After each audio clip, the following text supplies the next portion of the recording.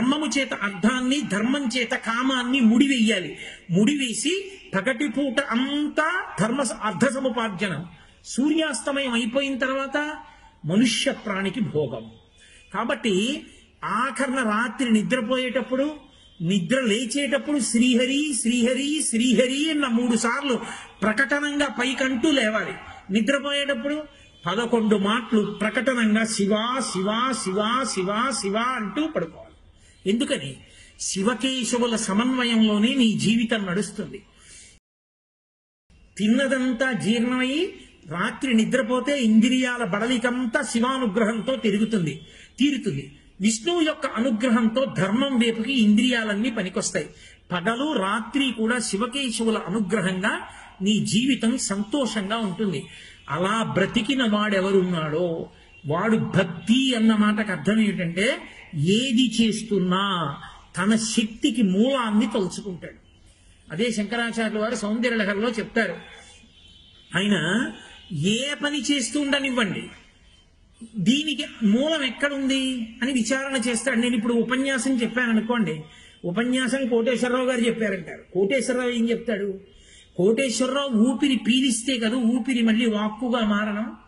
కోటేశ్వరరావు చేత ఊపిరి తీయించి ఆ ఊపిరి లోపల నిలబెట్టి నా మనస్సులో ఏదో ఆలోచన కలిగితే మూలాధార చక్రం దగ్గర నుంచి కదిలినటువంటి వాయువు పైకొచ్చి సహస్రారం దగ్గరికి వెడితే ఇలా వెళ్ళకూడదని వాయువుని వెనక్కి తోసేస్తే నాలుక కదులుతున్నప్పుడు గాలి దాని చేత నొక్కబడి సొట్టలుబడి అక్షరములు పదములై పదములు వాక్యములై ఆ వాక్యములు నాలో ఉన్న భావాన్ని పట్టుకుని బయటికొస్తే శబ్దస్వరూపంగా మీ చెవులలోకెడితే నేనన్నది మీకు అర్థమైతే సభాపతిభ్యశ్చవో నమో నమో, దాని వలన ప్రయోజనం నెరవేరింది.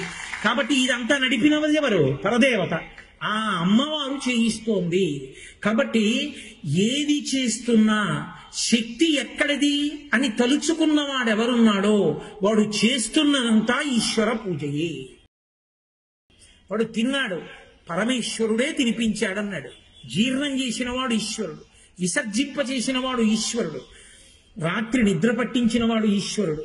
ఇలా రేపు ఆఫీస్కి వెళ్ళి పెన్ను పట్టుకుని ఇలా రాసి నెలకి 50,000 జీతం పుచ్చుకుంటున్నానంటే ఈ చెయ్యి ఇలా కదిలేటట్టు మనసులో ఆ ఫైల్లో ఏది రాయాలో అది ప్రచోదనం చేసిన వాడు పరమేశ్వరుడు. ఆయన్ని తలుచుకుంటూ చేస్తే చాలు. ఈ శక్తికి ఆయన కారణం అని నువ్వు గుర్తించగలిగితే చాలు. అదే భక్తి. మనసు అలా భక్తితో పండిపోతే ఒక అద్భుతమైనటువంటి స్థితిని పొందుతాడు. దీన్ని నేను ఈ ఉపన్యాసాల్లో ఎక్కువ వివరంగా చెప్పలేకపోతున్నాను, కానీ లఘుస్పర్శ చేస్తాను. అంటే ఆ ధ్వజస్తంభాన్ని చల్లగా తగలడం, తలెత్తి ఇలా చూసేటప్పటికీ నర్తన చేస్తున్నటువంటి నటరాజమూర్తి, పక్కన ఇలా సోయగంగా నిలబడిన పార్వతీదేవి, ఈ పక్కన చిన్న టోపీ పెట్టుకుని మాణిక్యవాచకర్, ఎదురుగుండా శనగల బసవన్న, అది దాటి కొంచెం అలా ముందుకెళ్లి కుడి పక్క నుంచి నడుస్తుంటే ఇలా తలెత్తి చూస్తే దక్షిణామూర్తి, ఇంకొంచెం ముందుకెడితే మహానుభావుడు ఇలా త్రిశూలాన్ని భుజాల మీద వేసుకుని నిలబడినటువంటి భిక్షాటనమూర్తి, చెయ్యి ఇలా పెడితే జింక ఆయన చేతిలోకి వస్తున్నటువంటి స్వరూపం, పక్కన నిలబడినటువంటి ఋషిపత్నులు వాళ్ళు తెచ్చిన భిక్షాన్నం, ఎదురుగుండా ఉన్నటువంటి పూలతోట, అందులో ఉన్న అర్జున వృక్షం, అదే పరమశివ స్వరూపం అని శంకరాచార్యులు వారు సంధ్యారంభ విజృంభితం శ్లోకంలో చెప్పారు.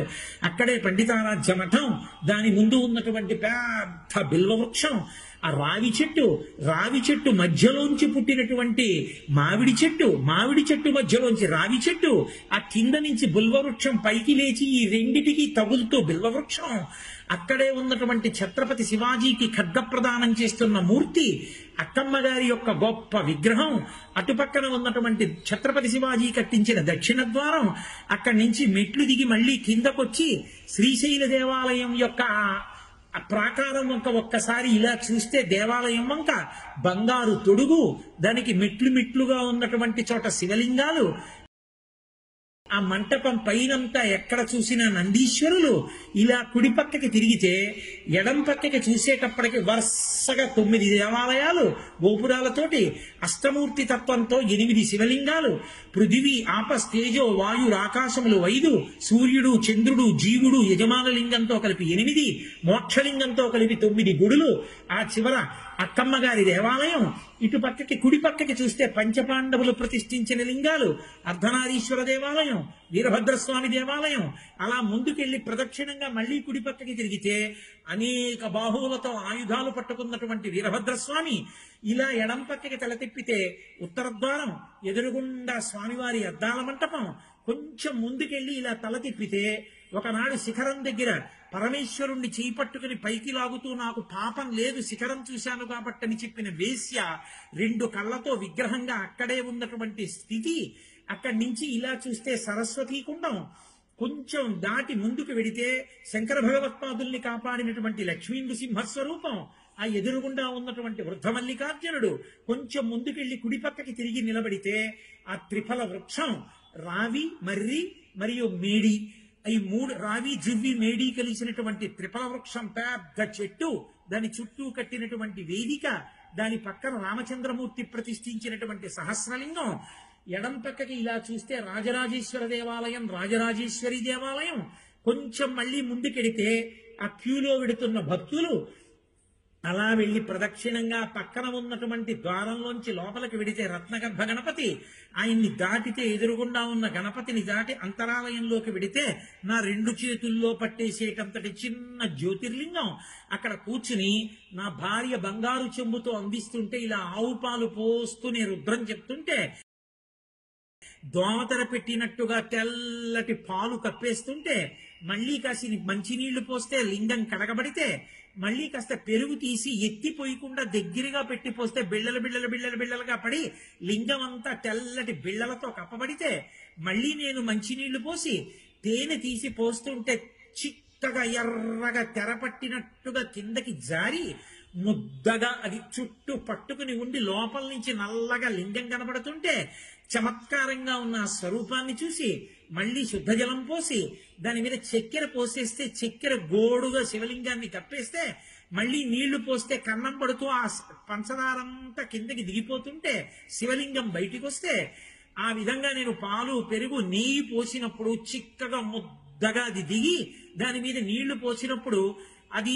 తొందరగా కిందకి దిగకుండా ముద్దలుగా పట్టుకుంటే ఆ పక్కన కూర్చున్న వ్యక్తి శివలింగాన్ని ఇలా కడిగేస్తుంటే ఆఖరణ శివలింగాన్ని తుడిచేసి బట్ట కట్టి విభూతి రాసి గంధం పెట్టి బొట్టు పెట్టి మారేడు దళాలతో తుమ్మి పువ్వులతో పూజ చేసి మోకాళ్ల మీద ఒంగుని నా శిరసు శివలింగానికి తాటించుకుని దానికి ఉన్న విభూతి తీసి నేను పెట్టుకుని బొట్టు పెట్టుకుని బయటకు వచ్చి నందీశ్వరుడి దగ్గర నిర్మాల్య విసర్జనం చేసి అర్చకుడిచ్చిన తీర్థం తీసుకుని ప్రసాదం పుచ్చుకొని పక్క ద్వారంలోంచి బయటికి వచ్చి అటు పక్క మళ్లీ పంచపాండవ లింగాల పక్క నుంచి వచ్చి మెట్లెక్కుతూ భ్రమరాంబ దేవాలయానికి వెడుతుంటే కుడి పక్కన ఉన్నటువంటి పూల తోటలో భ్రామరీవనంలో ద్రౌపదీదేవి ప్రతిష్ఠించిన లింగం, ఎడం పక్కన సీతాదేవి ప్రతిష్ఠించిన సహస్రలింగం దాటి కొంచెం ముందుకెళ్లి అమ్మవారి దేవాలయంలోకి ఎడం పక్క నుంచి లోపలికి వెడుతుంటే అద్భుతమైనటువంటి శిల్పాలు, సింహాల నోట్లో తిరిగేటటువంటి బంతులు, పళ్ళాలు పట్టుకుని అందులో అరటి పళ్ళు పువ్వులు పట్టుకున్నటువంటి కాంతలు, రామచంద్రమూర్తి పట్టాభిషేకానికి వచ్చినటువంటి వానర సైన్యం, ఆ వెనక భ్రామరీనాదం వినపడేటటువంటి ఆ ప్రత్యేకమైన జాగా, అది చూస్తూ అలా తిరిగొచ్చి లోపలికి ఆలయంలోకి వెడితే ఇంతంత తెల్లటి కళ్ళు, నల్లటి గుండ్రం గుడ్లు, ఇలా పక్కకి కట్టిన చీరతో భ్రమరాంబ, ఎదురుగుండా పెద్ద పెద్ద శ్రీచక్రాలు, మేరువులు, లోపల కూర్చున్నటువంటి బాగా అమ్మవారిలాగే కూర్చున్నటువంటి అర్చక స్వామి ఇలా ఎడం పక్కకి తలెత్తి చూసి నవ్వి కోటేశ్వరరావు గారు వచ్చారని మురిసిపోయి పెద్ద నీరాజన పరికరం పట్టుకుని హారతి ఇలా అమ్మవారికి ఇస్తుంటే ఆ వెలుతురులో ఆ అమ్మవారిని చూసి ఆ నీరాజన పరికరం ఉపార్చకుడికి ఇస్తే ఆయన ఇలా పెడితే దాన్ని కళ్ళకద్దుకుని ఆ పైన రాజద్వారం మీద అమ్మవారి గాజుపేటికి ఇలా తెరిస్తే అందులో మహిషాసురమర్దని స్వరూపంగా అమ్మవారుంటే ఇదే భ్రమరాంబ నిజస్వరూపం అని నమస్కారం చేసుకుని కొంచెం బయటికి వచ్చి ఇలా ముందుకెడుతుంటే అక్కడ ఎదురుగుండా నవనారీ కుంజరం 90 ఆడవాళ్లు ఏనుగుగా మారిపోయినట్టు నర్తన చేస్తున్నటువంటి ఆ స్వరూపాన్ని చూసి అక్కడ ఉన్న పద్మాలు, లతాకన్యలు, అక్కడ ఉన్నటువంటి హంసలు, శివస్వరూపం, అన్నపూర్ణ పరమశివుడికి అన్నం పెడుతున్న రూపం, ఆ శిల్ప వైభవాన్నంతటినీ చూసి ఆ పక్కన ఉన్న తెల్లటి పూల చెట్టు కిందకెళ్లి కూర్చుని చండీ హోమం జరిగే మంటపం చూసి చక్కగా ప్రసాదం పుచ్చుకుని నేను అక్కడి నుంచి మళ్ళీ భ్రమరాంబ దేవాలయంలోంచి బయటికి వచ్చి ఈ ప్రసాదం అంతా మా ఆవిడికిచ్చి బయటికి వచ్చేస్తున్నటువంటి సన్నివేశాన్నంతటినీ నేను ఆలోచించుకుంటుంటే ఎవరో టీవీ పెట్టి పెద్ద చప్పుడు వినబడి బహిర్ముఖుడిని అయ్యాను అనుకోండి, నేను మానసికంగా శ్రీశైల క్షేత్రం వెళ్ళిపోయినా లేదా?